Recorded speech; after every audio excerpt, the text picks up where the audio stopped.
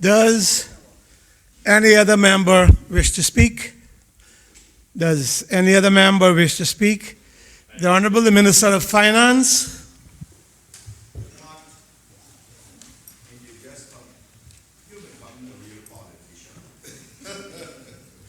I might get there one day. I told you that. Come now, Ard.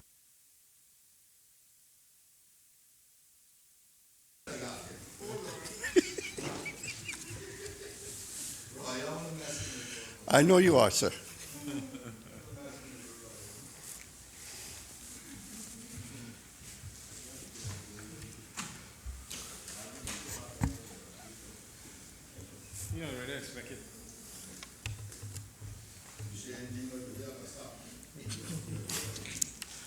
Mr. Speaker, I rise today to make my short contribution to the debate on this historic bill, Referendum, People's Initiated Referendum regarding the Port Bill 2019, and indicate my support for it. Mr. Speaker, the historic importance of this bill is found in its title, People-Initiated Referendum. This bill arises out of the efforts of a group of concerned citizens that they be given the opportunity to have their voices heard and to vote their conscience on one of the key policy objectives of this government. While it has taken more than a year to accumulate the required number of signatures and to get to this point, their efforts and their persistence must be acknowledged and recognized. The bill that is before us today for consideration seeks, among other things, to achieve the following: to appoint a date for the holding of the referendum, to establish the referendum question, to confirm the terms whereby the outcome will be binding on the government and the Legislative Assembly, to specify those persons who are entitled to vote, and finally to provide for the conduct and oversight of the referendum. In tandem with that, Mr. Speaker, Governor has also indicated that there will be observers here from the Commonwealth Parliamentary Association to observe the conduct of the polling on referendum day. Now, Mr. Speaker, I have every confidence in our Supervisor of Elections and other officials and their ability to conduct a referendum poll in a completely fair and transparent manner. We have a long and well-established history of conducting both fair and transparent election and referendum polls. This one, Mr. Speaker, will be no different, despite the disparaging commentary on social media. Mr. Speaker, in addition to numerous elections, since 2009, we have also conducted 2 referendums with no challenges, and all of which was conducted fairly and transparently. Mr. Speaker, the question of the referendum, whether to move forward with the building of the cruise berthing facility and enhanced cargo port, is one of national importance. It is one that has generated strong debate on both sides of the issue. I never lose sight of the fact that I was elected by the people to represent their best interests, and to that end, I have been in touch with many of my constituents and the wider Cayman community in an effort to flesh out their concerns and seek their input as to what they see as the direction that they think this government should be taking in regard to the port. While I may not always agree with their opinions, I always listen, and I always take their advice on board. In this case, I spent a lot of time listening and talking to both sides of this equation. And in this regard, several constituents have made representations to me regarding objections they have to the referendum bill. And I, as their elected representative, I share them here today.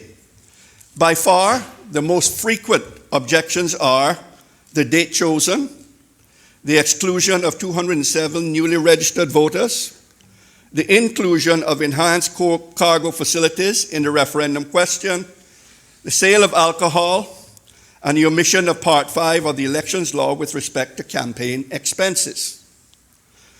Mr. Speaker, based on the public discourse that has taken place since the bill was gazetted 3 weeks ago, it is clear to me that the issues are consistent with those most commonly discussed on social media, on the radio talk shows, other media, and debated in this chamber here yesterday and today.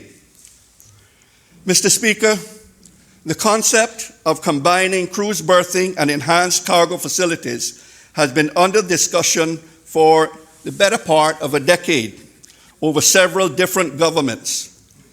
In 2013 and again in 2017, the port project was a key element of the Progressives' commitment to infrastructure development of these islands. Now, I recall from the earliest time when I got involved, I recall from as early as 2015, the Premier made statements to the country that government agreed with the merits of the building a cruise berthing and enhanced cargo facility and would move forward on that basis. From the outset, the project, I think, it was always believed and efforts were made to try and combine the construction of the cargo facilities as well as the cruise berthing facilities and make it one project. And strong efforts made to ensure that those who would finance it would assume responsibility for both. So for me, it was conceived as one project. It has been designed as one project, tendered as one project, bid as one project, and it is to be financed and built as one project. For me, the project has always been about achieving the right balance between all the competing interests, but more specifically, to ensure we achieve the right balance between the environmental protection and the necessity to upgrade our port infrastructure to allow the country to continue to grow and prosper. Any project, large or small, will have some level of negative economic impacts, but with careful scrutiny and planning, these impacts can be greatly mitigated. And this is the approach that the government has taken all through this project, and the reason why so many times you see things have changed. I would be disingenuous, Mr. Speaker, if I said it was easy to balance two competing interests of fellow Caymanians without some level of discomfort. In essence, we have to carefully consider the impact on existing stakeholders versus the future benefits that will accrue to these islands. On this point, my constituents have driven my decisions in a very impactful way. For in addition to the concerns already raised, some also have mentioned the serious reservations they have about job loss versus job creation, but are more positive on the prospects of Cayman acquiring state-of-the-art modern facilities that will drive future opportunities and provide a clean, safe port of call for cruise visitors, a percentage of whom will surely return as stayover visitors, thus further benefiting our economy. It was not lost on most of those that I spoke with that having enhanced cargo facilities is a necessity in order to meet the changing needs and population growth of these islands over the next 20, 30, or even 40 years. Mr. Speaker, I reflected on the fact that over the past 40 or so years, Owen Roberts Airport has been redeveloped 3 times, and the port, as far as I can remember, at least twice. If one were to draw a graph of years versus the growth in population, the line would be linear, with the inflection points representing the need for better facilities as the population expanded. This is very important, as the Cayman Islands are now experiencing another period of growth in population and economic expansion. And it has become abundantly clear to me that we are again at a very significant inflection point in our development, where we desperately need enhanced port facilities for cruise and cargo operations. The facility, as it presently exists, is no longer really fit for purpose. To me, it makes absolute sense to do so now, while we have a partner who is willing to design, build, finance, and maintain both cargo and cruise facilities under one umbrella. One of my constituents said to me just over the weekend, quite succinctly, "We cannot be held hostage by special interests for the here and now, only to disenfranchise entire future generations." Mr. Speaker, my role as Minister of Finance is to ensure that the financial viability and sustainability is reasonably assured in order to give our country and its people the best opportunities to flourish and to prosper. The opportunity that presents itself here today, the timing with the growth of our population and the terms that this government has negotiated with the Verdant Isle Consortium on behalf of these islands, will see a new cargo handling facility and berthing for the cruise industry being delivered with substantially all of the risks assumed by third parties rather than the government. It will provide the necessary infrastructure the country so desperately needs, while leaving the government unfettered to pursue capital projects that are urgently needed, such as new roads development and improvements to existing ones, without any borrowing. In all of my professional years, Mr. Speaker, I have never seen an agreement like this. I don't believe that there exist ones within the cruise ship industry, certainly in our region, if not elsewhere.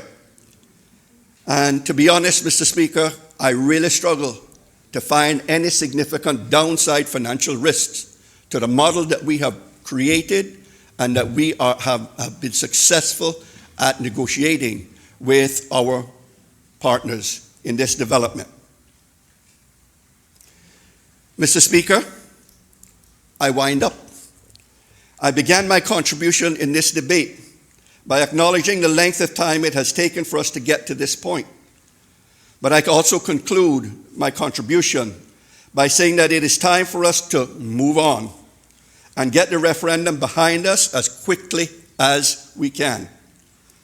If the vote is net yes on December 19th, I want the government to enter 2020 with the assurance that it can proceed unfettered in concluding negotiations with Verdant Isle and getting this project off the ground.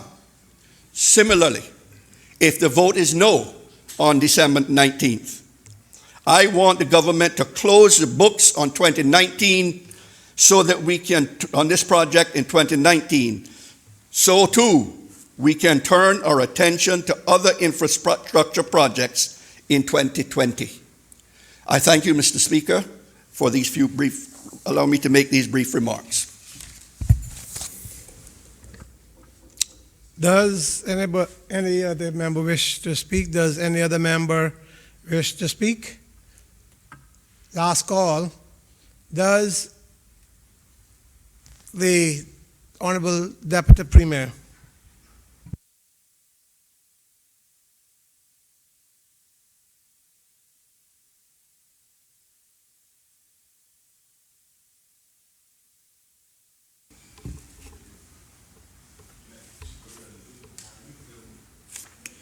Thank you, Mr. Speaker. Mr. Speaker, before I start with my remarks, I want to congratulate the Premier and the other speakers who have risen and made their contribution. I also take this opportunity to welcome CPR and say that I hope it creates more dialogue, and hopefully if there are other questions that we can answer, that we are here to answer them. Mr. Speaker, in December the Caymanian people will have the chance to cast their ballots in the first peoples-initiated referendum in our island's history. The outcome at the polls will determine whether this government proceeds with the development of the cruise berthing and cargo port or not. Mr. Speaker, as a country that has always held our democratic process in high regard, we're well used to casting our votes. But this time, the decision will not be for a district representative to hold office for 4 years. Mr. Speaker, this time the decision will determine the course of our tourism industry, not for 4 years, but for decades to come. For many who turn out to vote, this will be the most important decision they will make at the polls for the economic benefit of the Cayman Islands in their lifetime. Because the result will have a very real and direct impact on the lives of thousands of men and women who work in the cruise tourism industry in this country,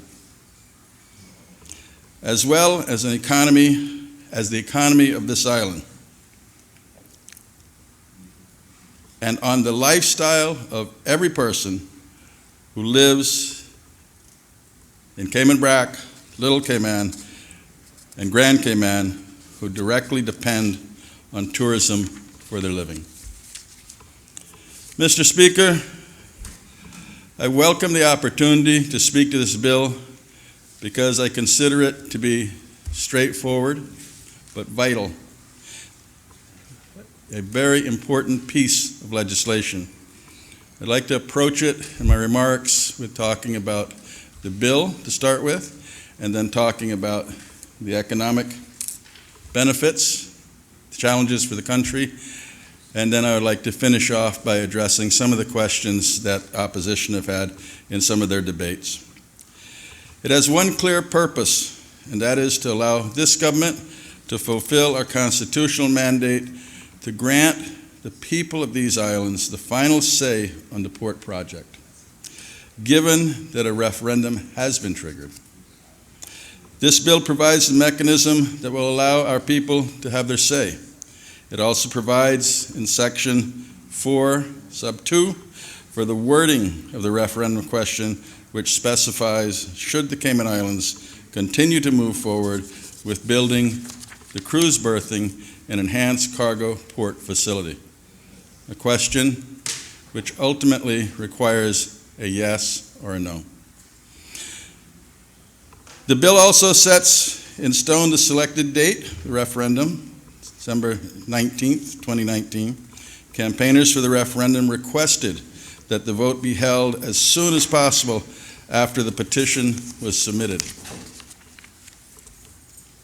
The date selected complies with their wishes and should put to rest any fears that government would deliberately delay the vote.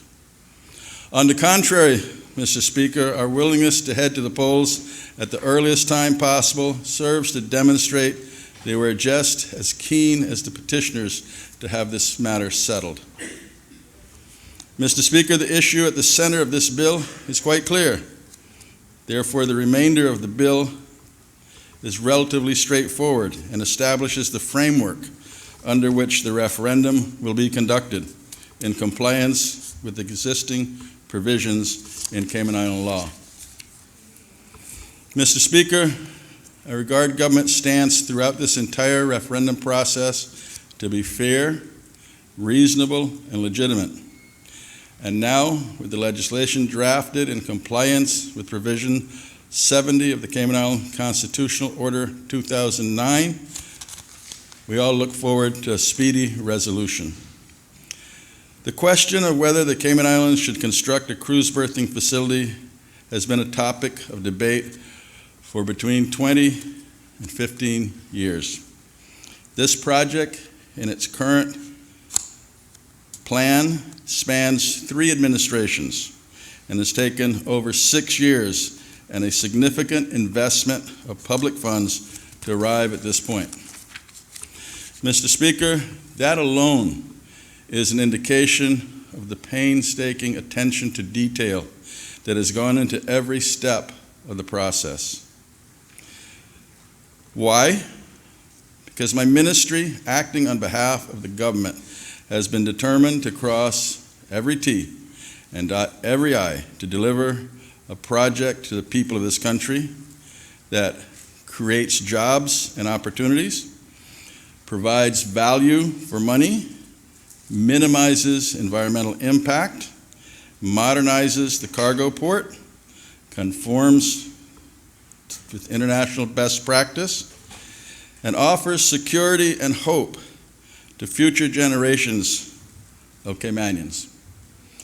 Mr. Speaker, the government has a responsibility. The responsibility is to develop the economy of this country. It's to develop the economy for the benefit of the people and opportunity for generations. Mr. Speaker, the cruise berthing facility is another part of the country's infrastructure which is needed for the economy to continue to grow. 6 years is a long time for any project to be on the drawing board, but the process has been worth it. The end result more than meets our financial, technical, and environmental objectives and will deliver a world-class facility befitting our world-class tourism destination. I took notice of the Minister of Finance comments on the structure,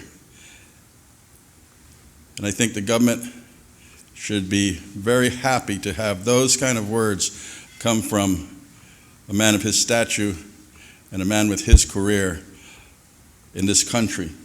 Thank you, Minister. I believe it will be a facility for current and future generations that Caymanians will benefit and be able to grow with. Given that this project is the largest infrastructure project that any government has undertaken, it is understandable and totally expected that the public would have questions and concerns. Mr. Speaker, opponents have argued that government has not answered their questions. We have been accused of not sharing information that fly in the face of transparency and good government.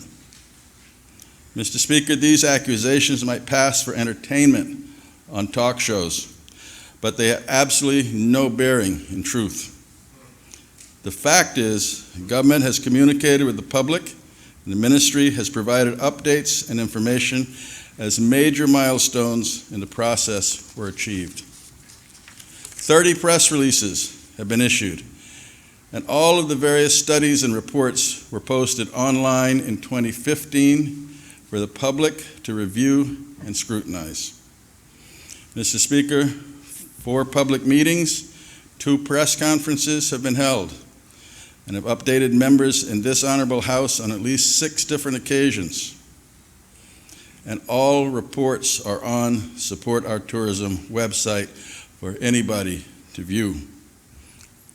As the project advanced, the public was informed many times that answers to some of the questions could not be disclosed, while the procurement process was still underway.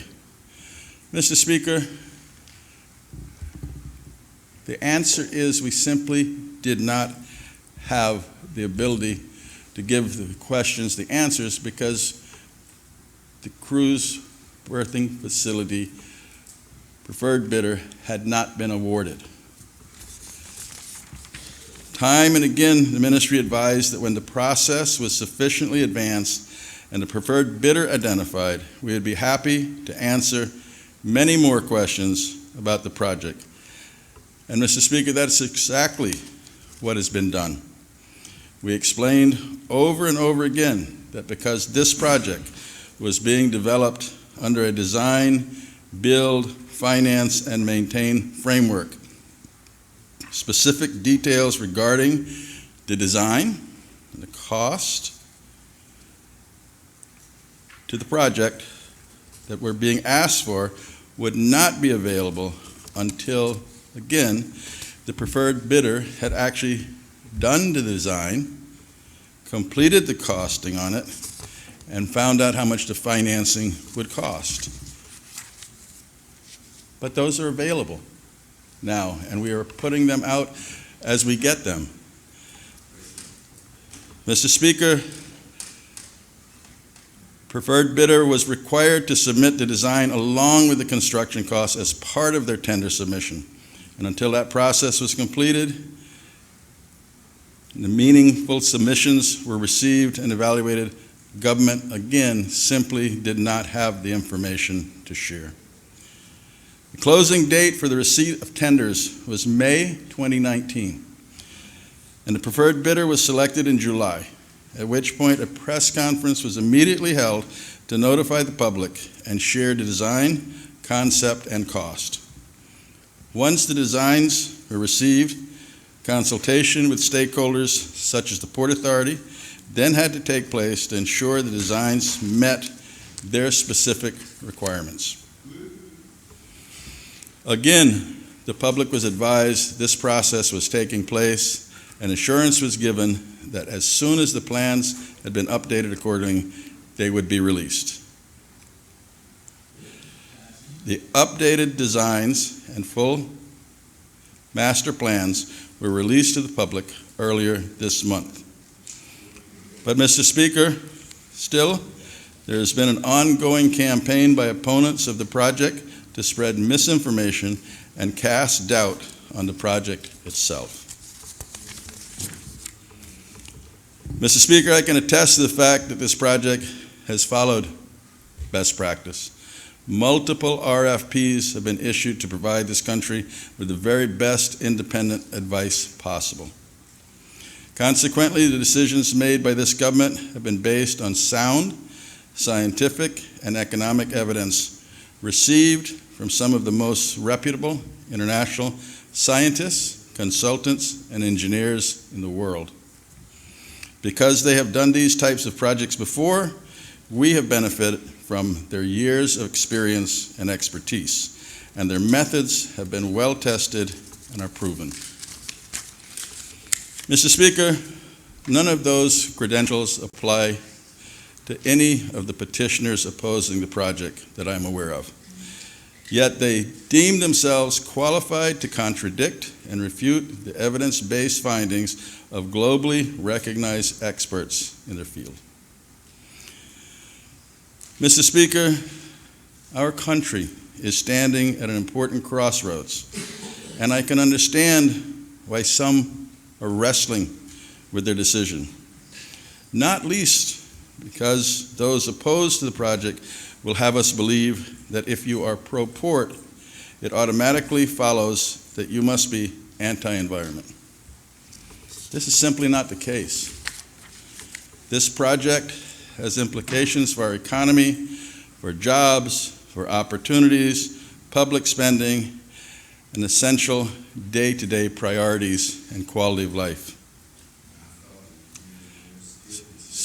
So, it is vital that the public is able to make an informed choice and weigh up the issues very carefully based on facts, not hearsay, opinions, or assumptions. Mr. Speaker, the cost of the project preferred bidder turned in is 200 million CI dollars, and it is being paid for by Verdant Isle, who will be reimbursed by the cruise passengers who use the facility. The leader of the opposition is looking at me. What?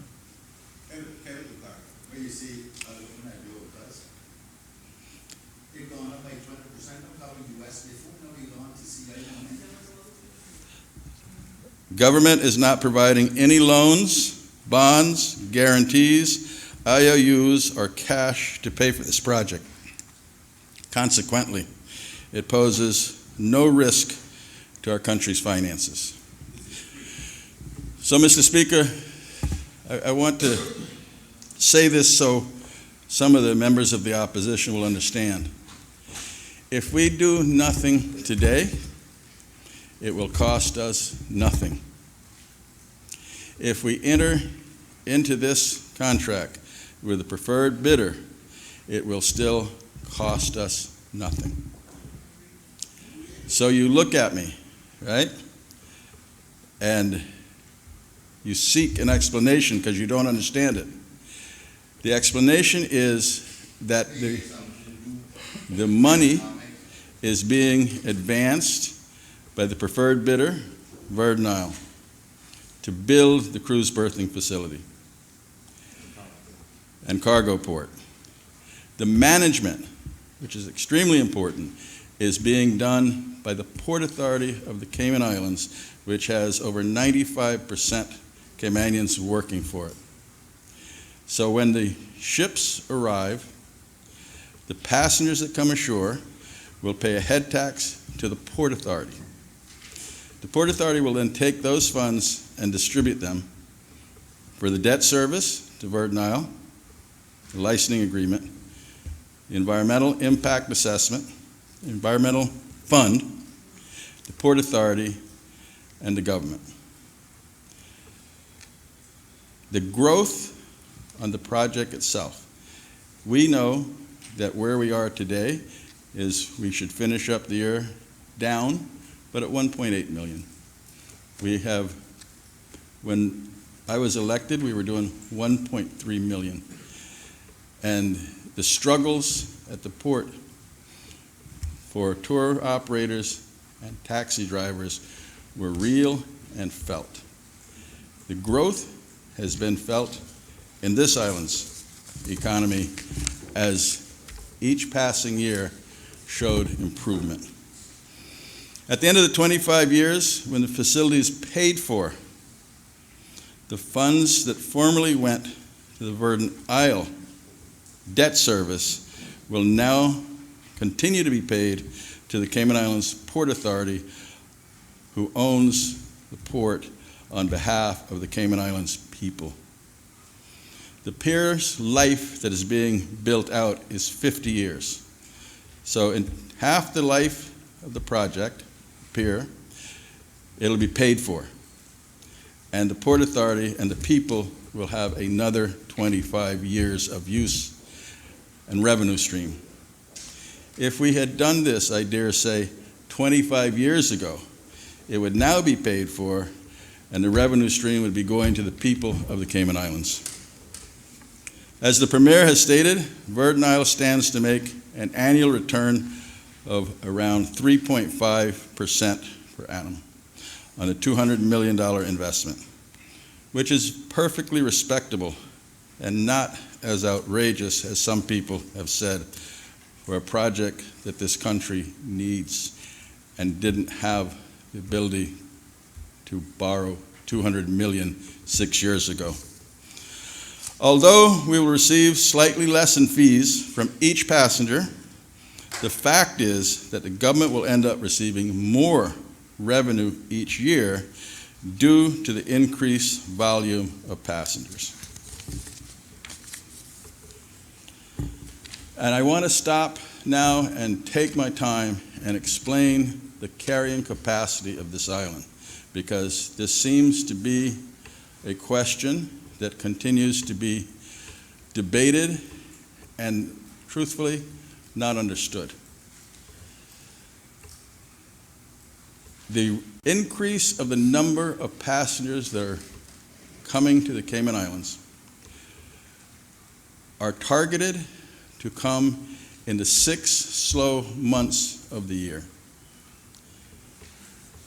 We know that the island, approximately 4.1 hours is what the report says that the cruise ship passengers come ashore. We know that we've had, in the last 4 years, 4 or 5 days that have had 24,000 and 25,000 people arrive. We also know that if we were able to manage the arrivals of these passengers, and every day we had 10,000 passengers, that would be 3.6 million passengers per year. I just say that so you start thinking about how do we, with the responsibility to the people of this country, manage the asset and the infrastructure to benefit that industry the most. And the way that is done is to not put any more pressure on the island itself, the carrying capacity as a word, and move the business so that tour operators have a level amount of work throughout the year. It's called flattening the seasonality of your product. We have been extremely successful in doing that with Stayover.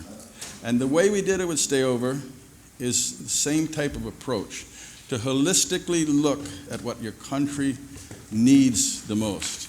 And what we found was that September, October, very slow months.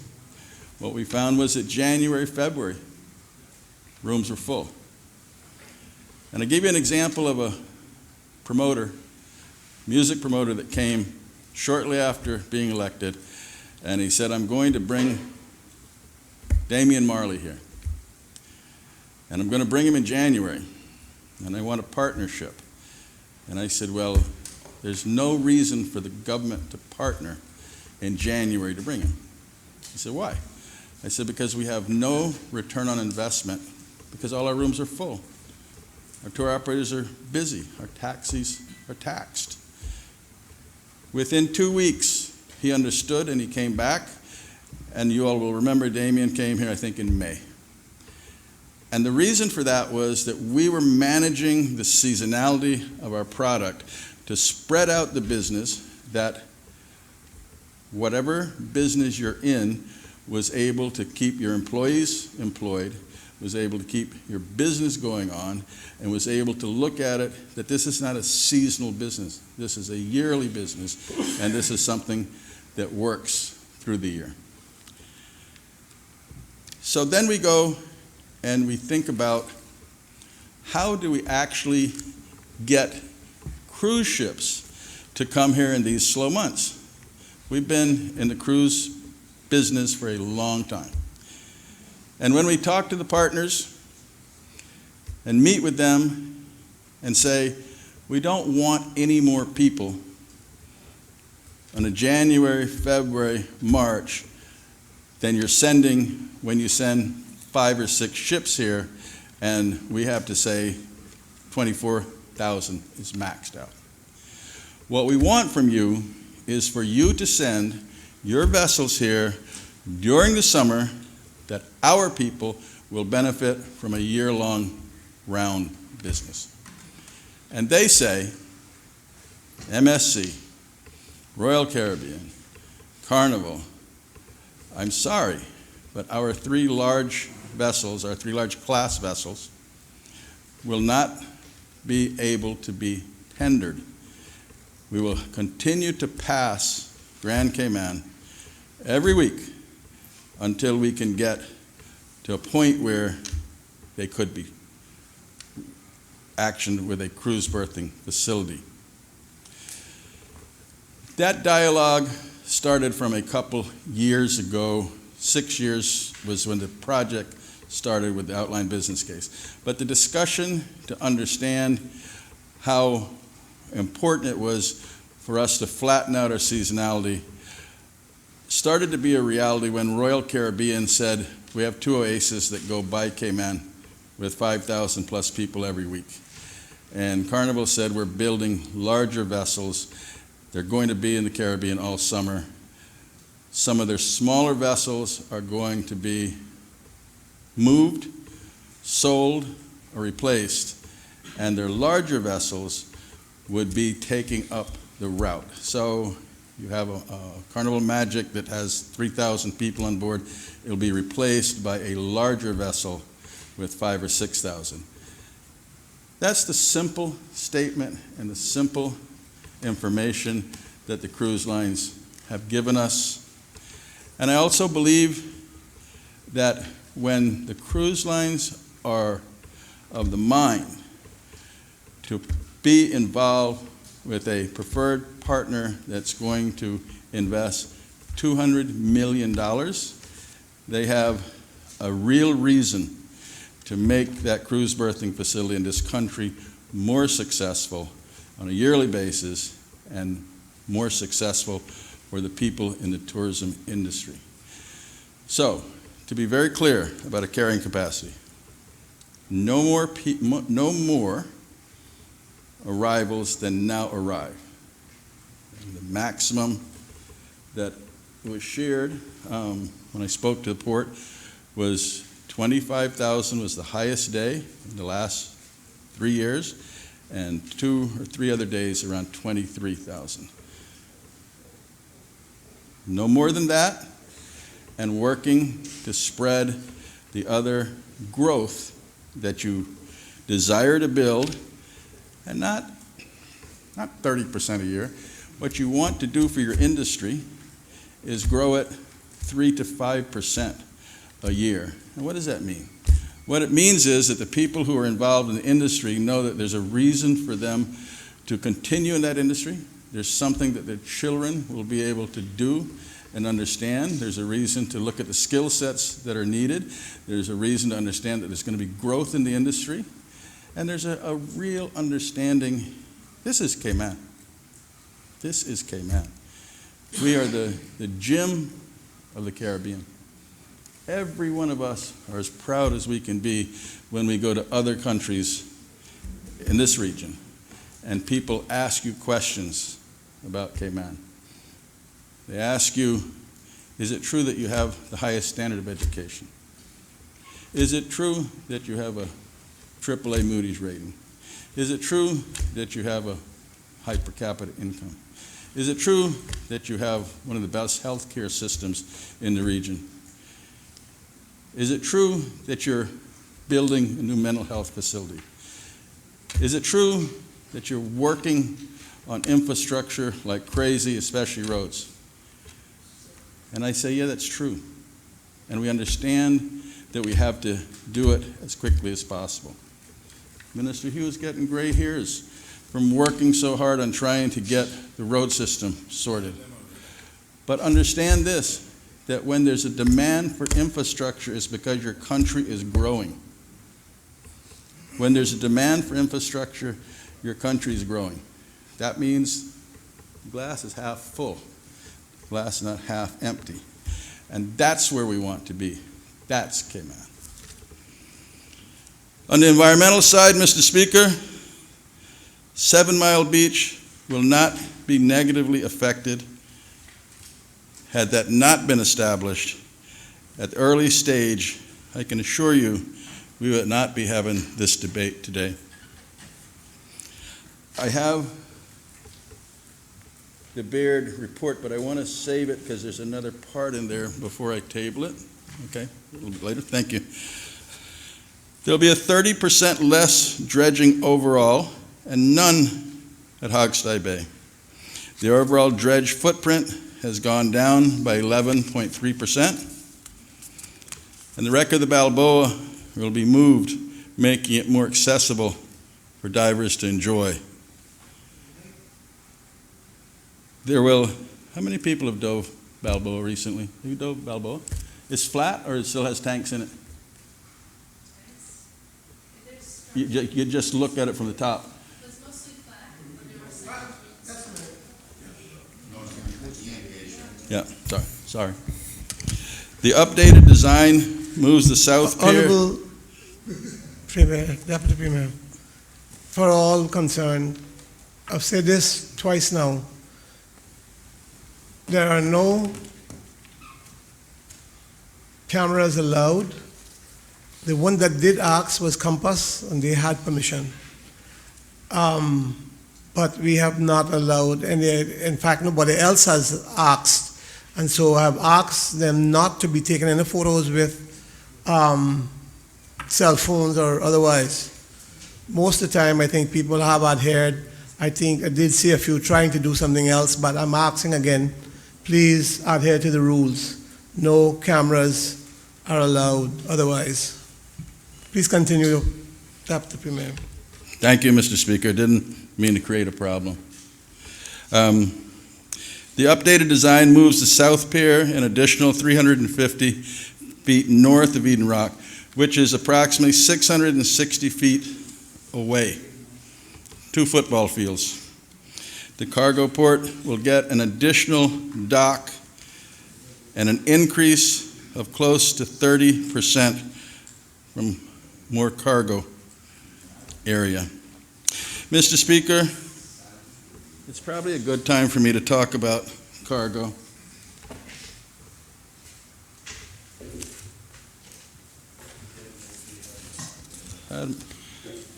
Not as many as Al had.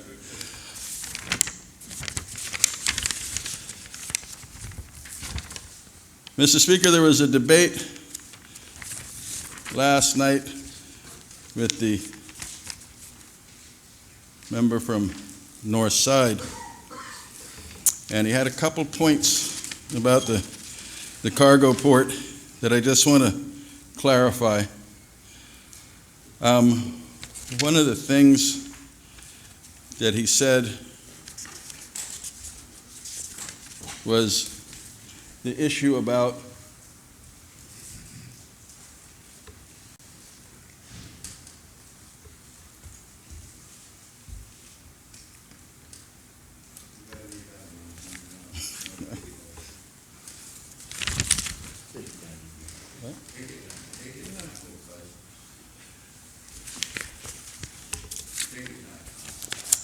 I had you first.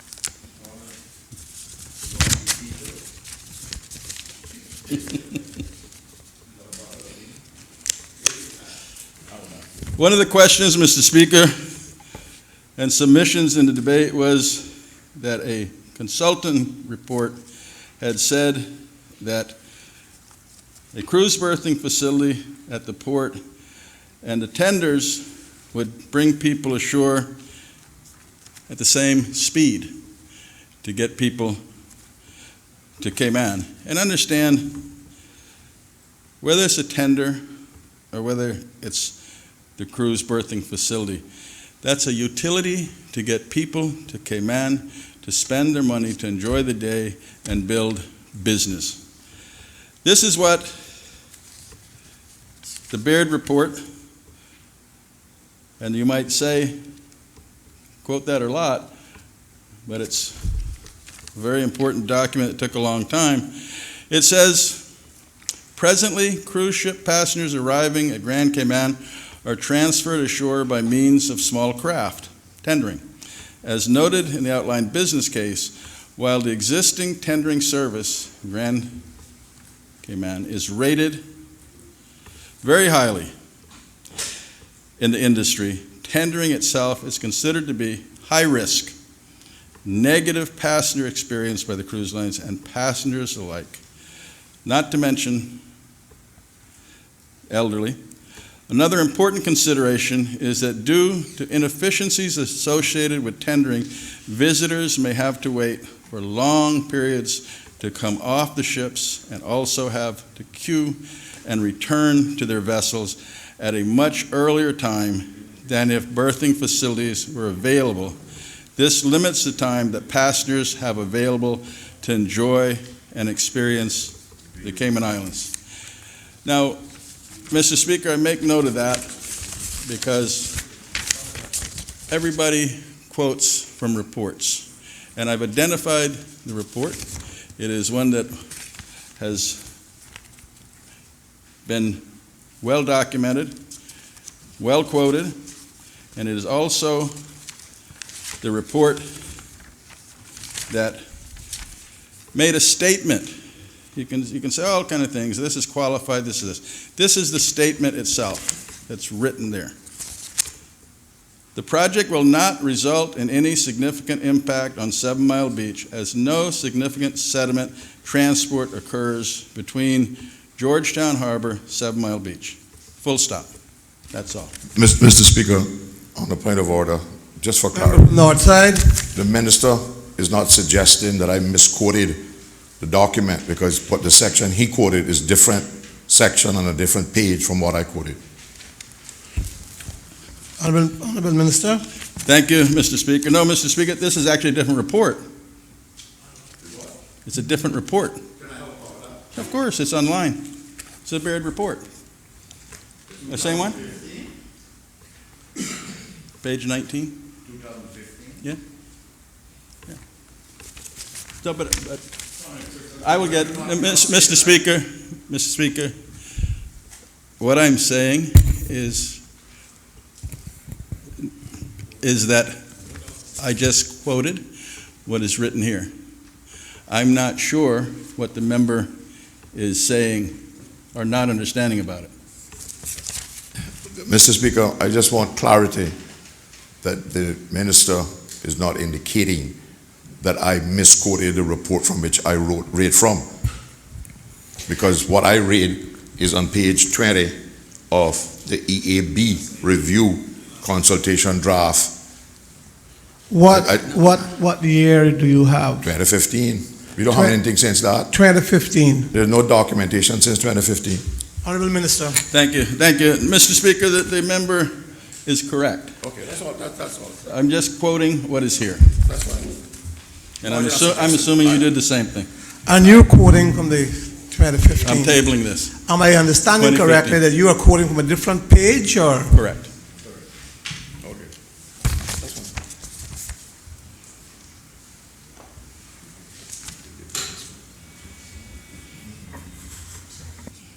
Give that to him.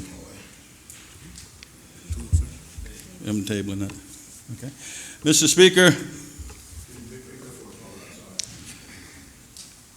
there were a couple other parts to the members' debate that needs some clarification. I made note that he disagreed with the Premier's statement about the cargo facility and the importance of the cargo facility, and whether the statements that had been made were actually correct about the ships and about the need and about it working 24 hours a day. So let me say the first part.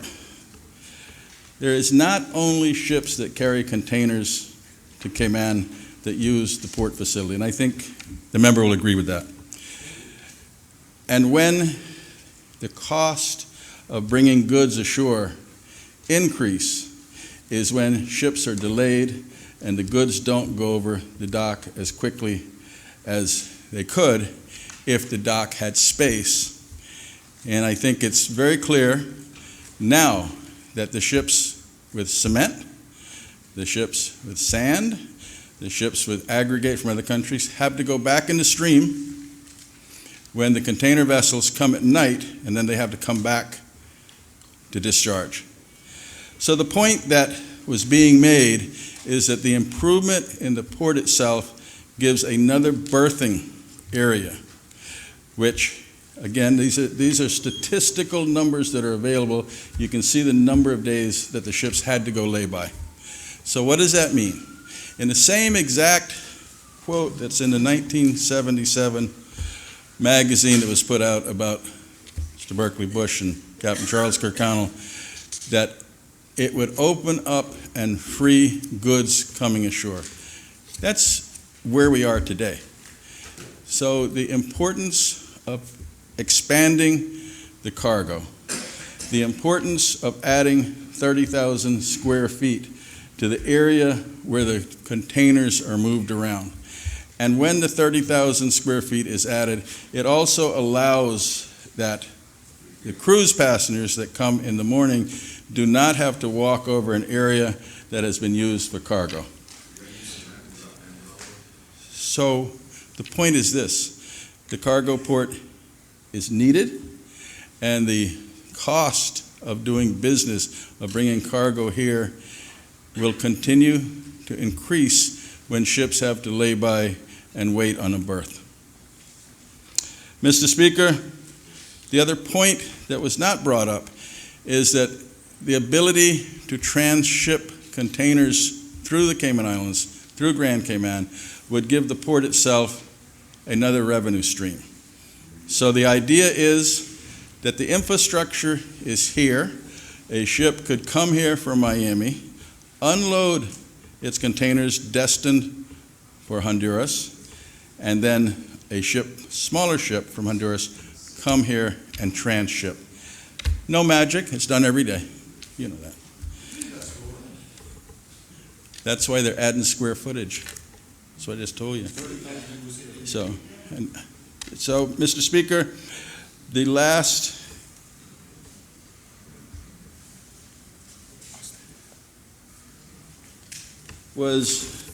there was a reference to the 2016 audited financials for the Port Authority of the Cayman Islands. And it was left in the record of this honorable House that the income was a negative $1,332,000. Mr. Speaker, the net income for 2016 was $705,000 at an operational profit. But the comprehensive expenditure includes post-employment health care benefits, which had to be written down in that year, and they were $3,433,000. Post-employment health benefit is a provision to cover retired employees' health care premiums now and in the future. This benefit is determined by actuarial valuations that use many variables, hence the significant variance in the comprehensive income for that year. And I know the member will be very pleased to hear that and to understand that 2018, the comprehensive income is significantly positive. So your assumption last night was correct. The other years are very good. Mr. Speaker,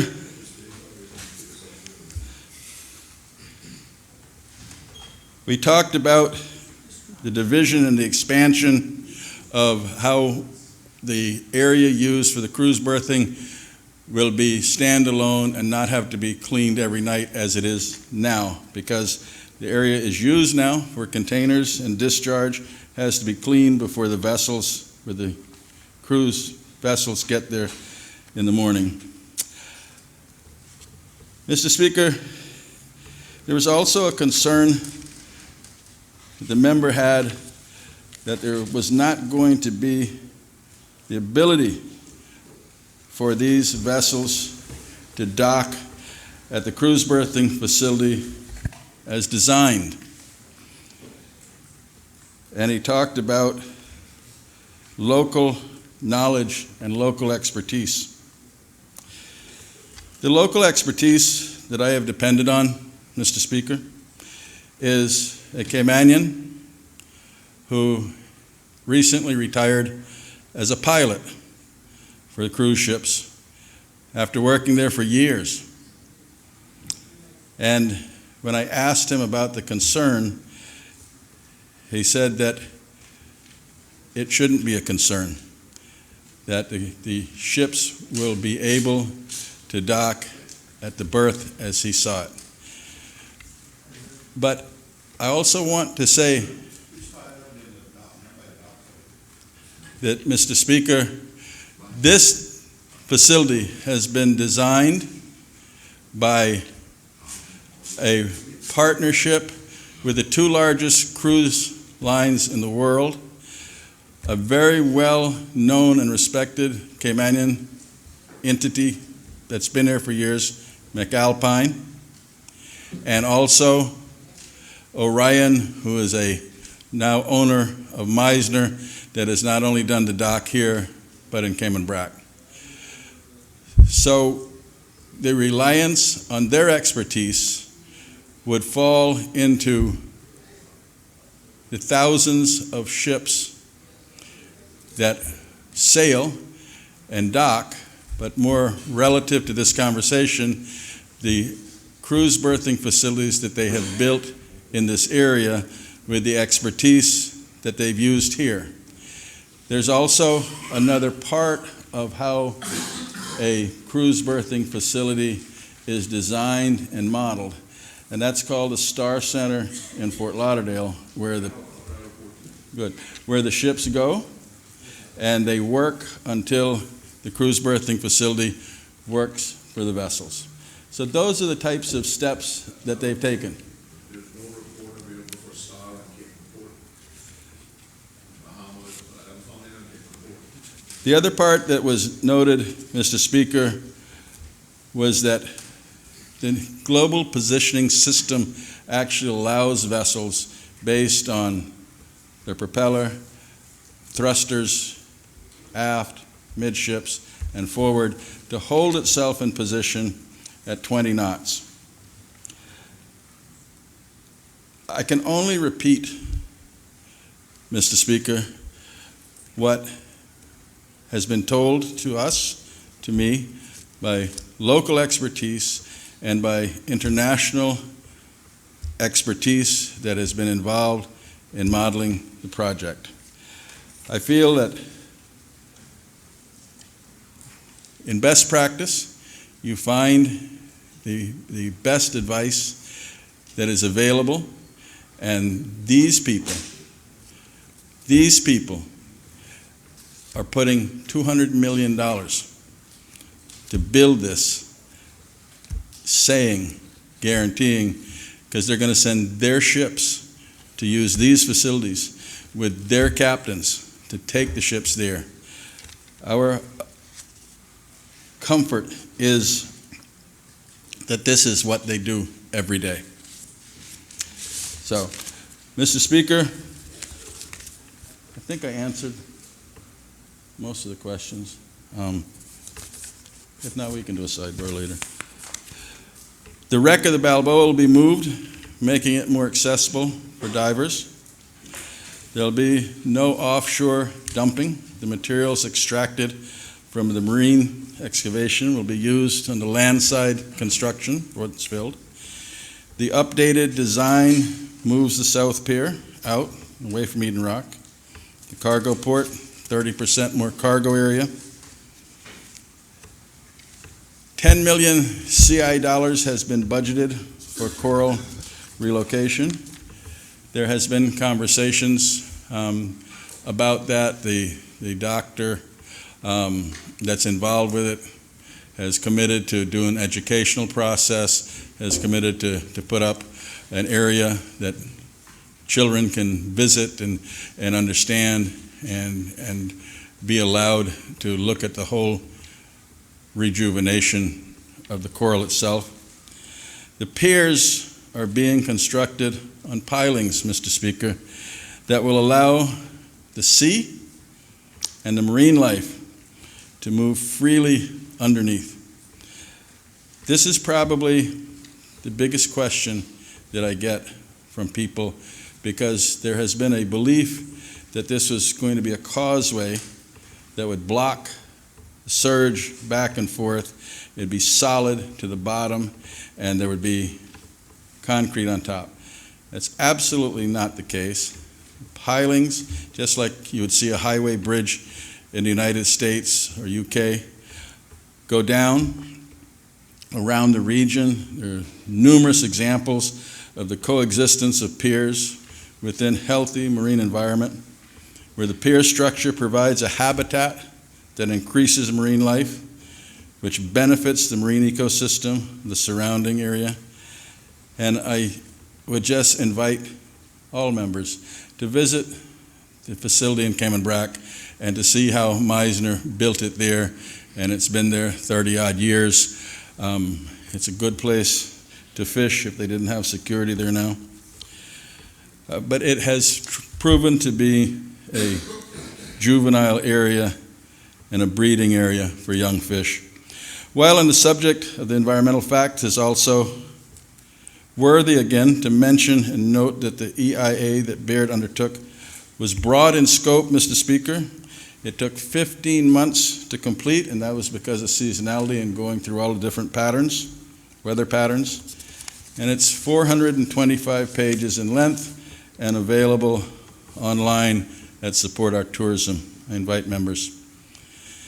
The EIA covered 14 individual areas of study, including pedestrianization and traffic studies, which will help to better manage and improve the experience for all who work, shop, drive, reside around the Georgetown Harbor front area. And I can tell you that meetings have been taking place with NRA, with Georgetown Revitalization, the Georgetown manager, to look at how this is all done in a timely manner that benefits moving people out of Georgetown. Because, Mr. Speaker, the truth is that the attractions and the growth will take place all over the island. East End will benefit from tours. North Side, who want more business, they're doing extremely well with the caves, but they want more business in North Side. Many representations to the ministry of what they need there and how we can help. So, Mr. Speaker, I think the important point is that the coordinated effort to make sure that the experience that you get when you come into Georgetown Harbor is that in a timely manner, in a comfortable manner, you can get off the port into a first-class taxi tour or whatever is going to move you, and you can be out and around all sides of the island to take advantage of the Cayman hospitality, and also to look at what the gym of the region really is and to see about coming back as a return guest. The Brea report states that 6% of the people that come consider coming back as repeat guests.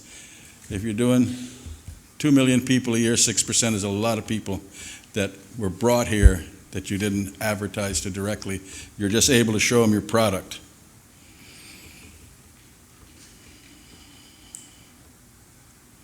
Mr. Speaker, I also note that with decades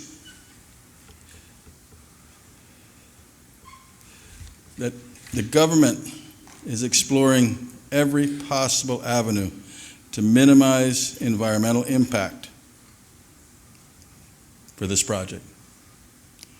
The fact remains that Georgetown is a working port. Mr. Speaker, we are an island.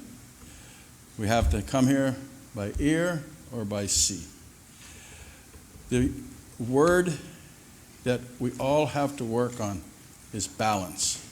We want to balance the economy, the environment, that we can protect it, not only for generations, the environment, but also protect it for the opportunity to move forward together in a balanced way. But Georgetown Harbor as a port was not decided by us here today. It was decided many years ago of where the ships went, where they anchored, how they came ashore into Iron Shore and put their booms over and landed their cargo. So what we have done is looked at an area with a business case to support that is the area we should use, Mr. Speaker. Now, Mr. Speaker, I've heard you say that you'd like to consider it in the North Sound. I've heard talk about South Sound, Red Bay. Mr. Speaker, our cargo facility needs to be improved. If we were to move on that today, it would be 10 to 15 years before there would be any consideration by the time the reports were done. But I think it's fair to say that the environmental impact in those areas would be much different, and the need to balance would have to be much different than what is being worked on today. It has been years and years that not only cargo vessels, but cruise vessels, look at it when they're 5 or 6, have been in that vicinity. And the balance that we seem comfortable with today is that the environmental damage that is being done now by the dropping of anchors, by the steaming back and forth of tenders, by the staying on engine because you didn't get the anchor down of the ships, is acceptable. That's balance. We have accepted that we're balanced because we know what we're going to get and the benefit that we're going to get from those visitors. So that's an example of us working together to balance this project, to try to make sure that it's good for everyone. And that is what we have been trying to do from day one. Even so, the government is committed to doing all we can to prevent the farther and future degradation of the Georgetown area. All of these facts have been made public many times, but they bear repeating because the public needs to hear the truth in order to make an informed decision. Whether we wish to accept it or not, cruise tourism, Mr. Speaker, is now the fastest growing sector in the travel and tourism industry. If the Cayman Islands intends on remaining as a major cruise tourism destination, we must be willing to adapt to the new realities and demands of a rapidly changing industry. Our attention must be focused on providing the industry standard infrastructure that passengers expect will ensure our cruise sector can compete and grow. So the answer that the President of Royal gave in a very comprehensive answer was they like Cayman as a destination. They want to continue to come to Cayman as a destination.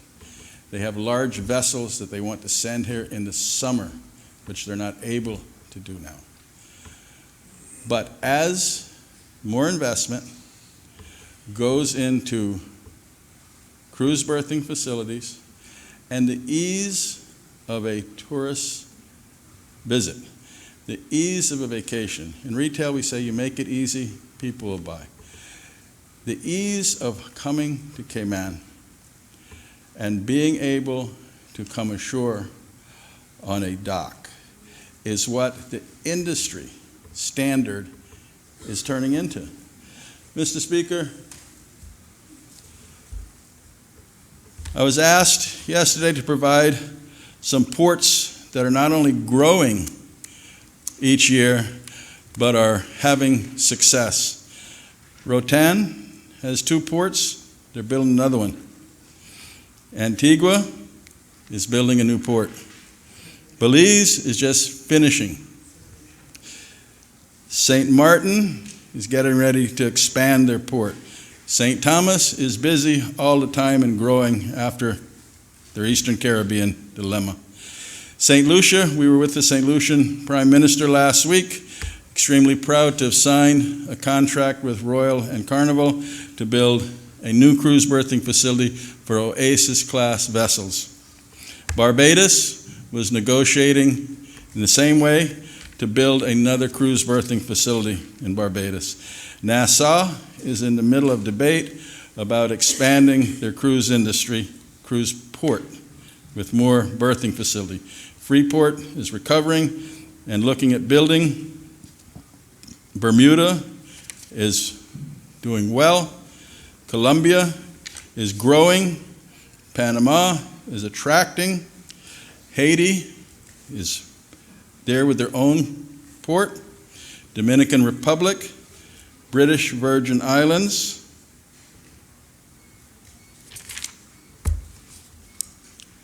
These, Mr. Speaker, these are our competitors in this region. This is like when you decide where you're going to shop. This is when you decide where you're going to go on vacation. I use the analogy to think about if you're going to go out on a Saturday, you're going to go to the store that's the most convenient, the store that is the best that has to offer. It has the right prices, and it gives you the most enjoyable experience. If we have had the discussion, it cannot be debated or argued that there is not an easier way to get ashore than coming over a cruise berthing facility and not coming on a tender. Age, convenience, safety, the lines that you go back and forth on, and the time that you spend. We have a fabulous product here, Mr. Speaker. We have an obligation to continue to grow it, and we have an obligation to provide opportunity. We must be ready ourselves to embrace a totally different reality brought about by a lost market share.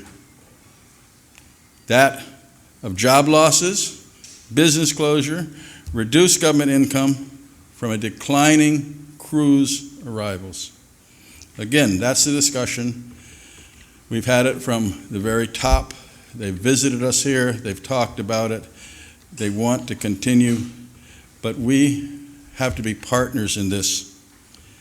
It's very difficult when you go to schools and you talk to young people about opportunities and about what kind of skill set should you look at when you have a part of your product mix that provides 20% plus to your tourism product, and you say, we're not trying to grow that. What we're doing is hoping it will stay status quo, knowing that it won't. We must also understand and accept the fact, as cargo port strains to continue its operation in a cramped condition, its challenges will begin impacting our way of life.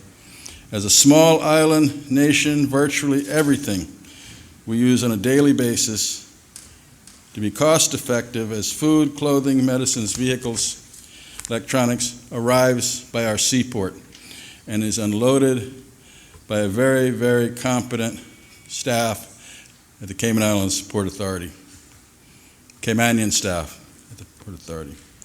Mr. Speaker, we know that the space is already too small. We've had a good discussion about that this afternoon, and we look forward to the continued growth of our country, which means a continued need to grow the facilities of the infrastructure at the Port Authority.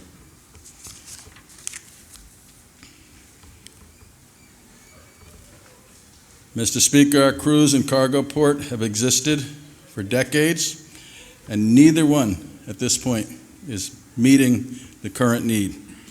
For this reason alone, it is self-evident that they must be developed together, aside from the fact that it won't cost Cayman because of the new revenue stream.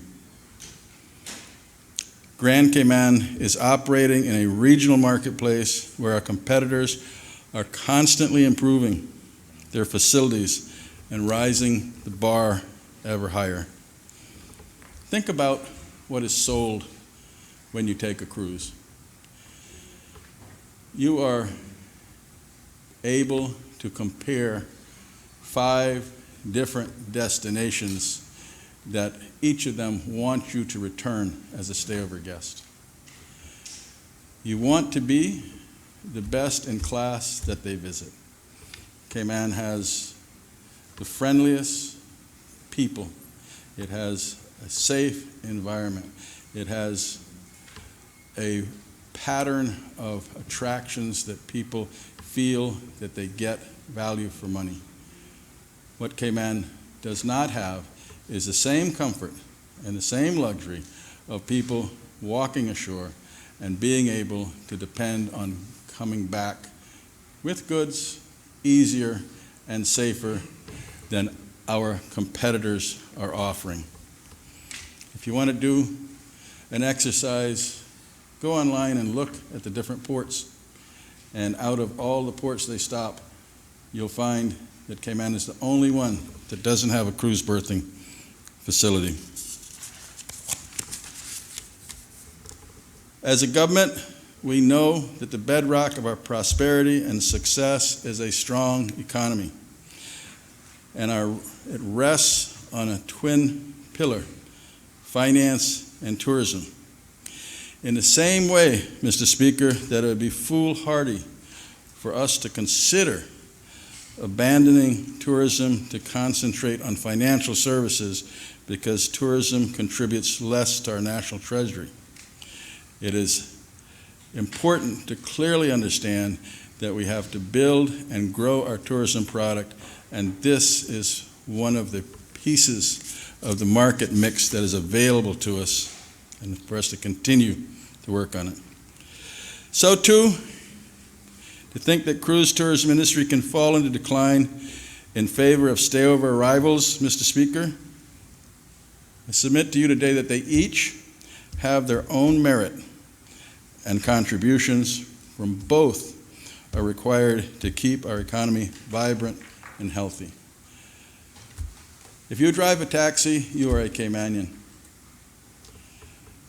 If you have the time, look at the number of Caymanians that are involved in the cruise industry, and look at the number that are involved in stayover.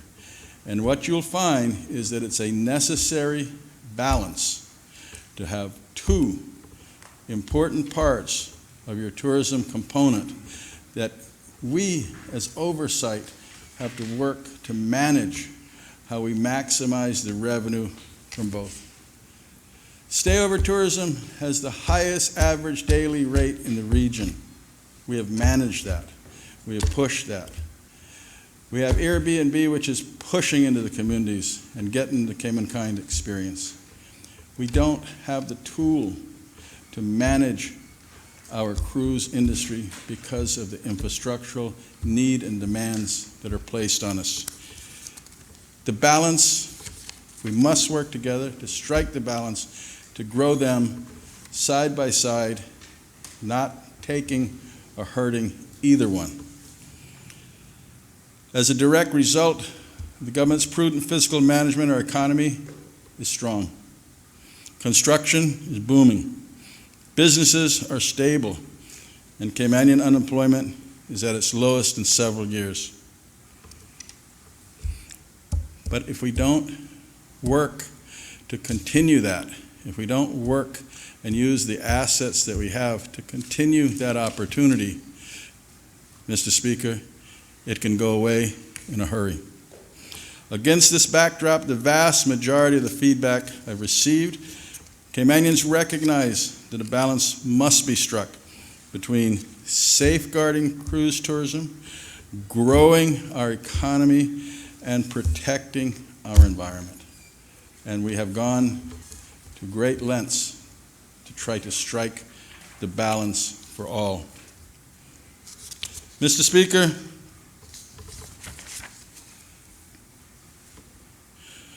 what will we do if the cruise industry declines? If businesses fall away or fail? If we lose 20% of our cruise industry, 20% of jobs in the cruise industry, 4,500 jobs, what the BREA report says. That's a lot of jobs to lose. Where are the skill sets that the people in that industry have? Where do they fit in to another part of Cayman? This is not something that can be done in a very short period of time. It's something that is needed if we make a decision.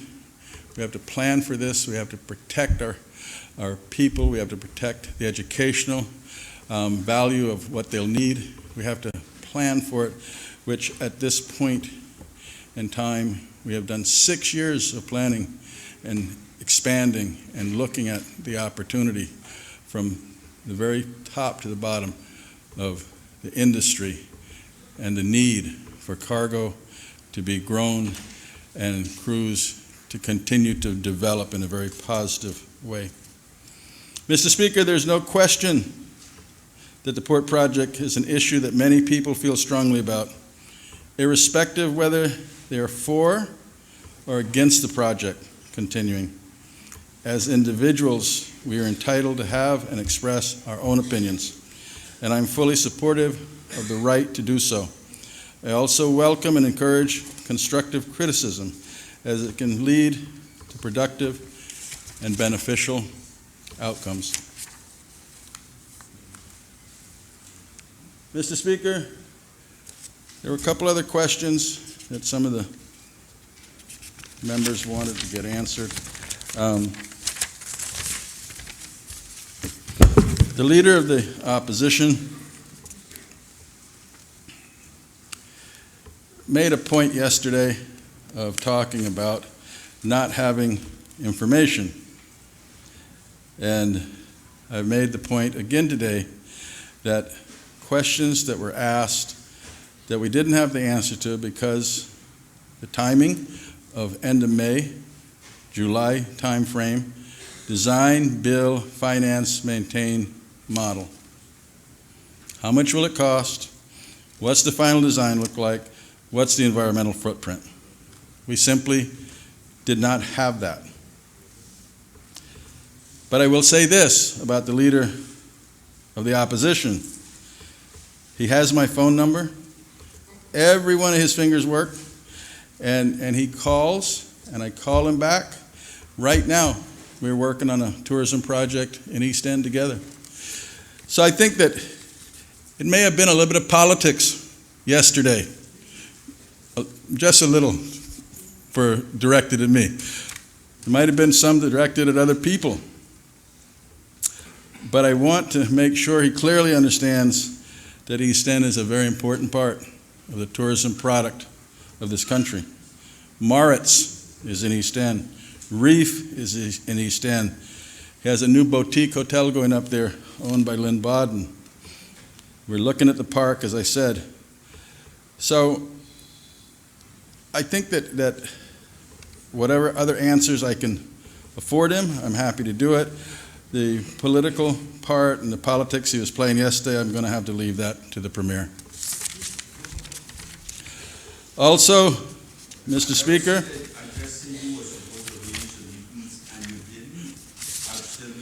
I come into that. Okay. Now, Mr. Speaker, I explained where we were with answers.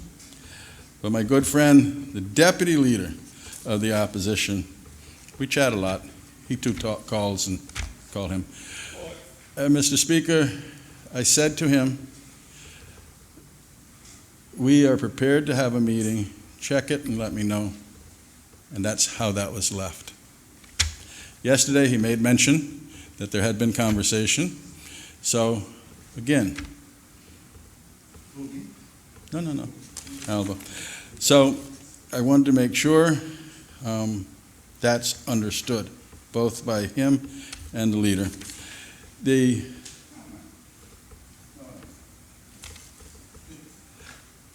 Mr. Speaker, question, on a point of clarification. Honorable Leader of the Opposition, rising on a point of order. Mr. Speaker, the Deputy Premier knows that I have the utmost respect for him.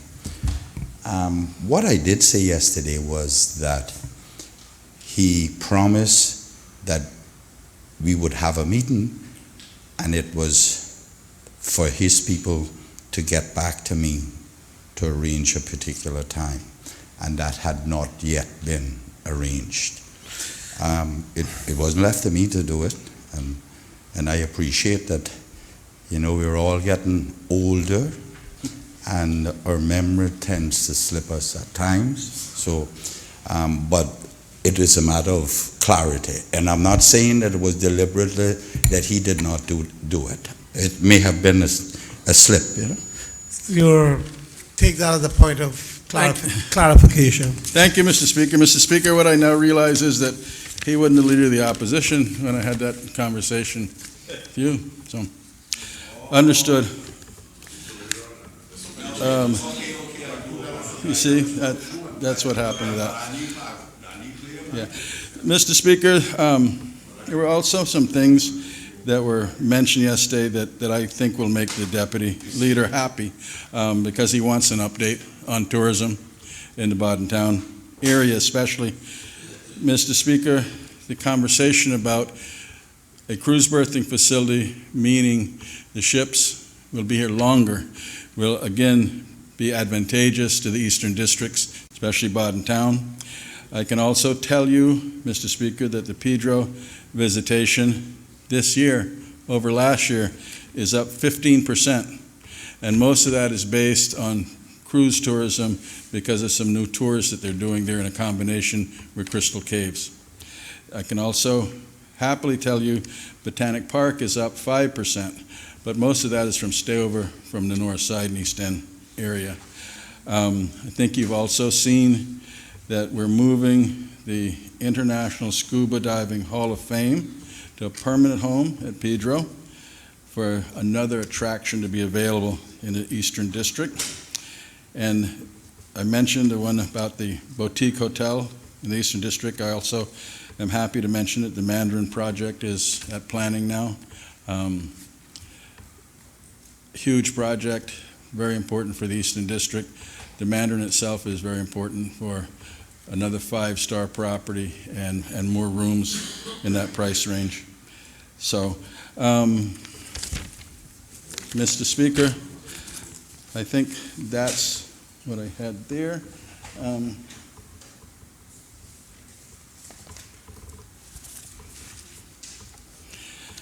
Just wind up with a couple things, Mr. Speaker. You know, there was also a big rumor and chat about China Harbor was going to be the preferred bidder, and it was going to cost $400 million. I think that we can put that to rest today. That's not going to happen. Mr. Speaker, it's also important to remember that the Port Authority will manage this project. The Port Authority will set the number of people that arrive, and the Port Authority, which is the management of a cruise berthing facility, the standard is not usually that the Port Authority of the country runs it. It is that the investors run it, and we did not let that happen, and we would not let that happen, and that was one of the things in the negotiations. Mr. Speaker, the upland development, when you see the actual overview, you will see a building. And that building is the same square footage as the building that is there now. So there's no upland development being added to it. It's just being replaced the same square footage.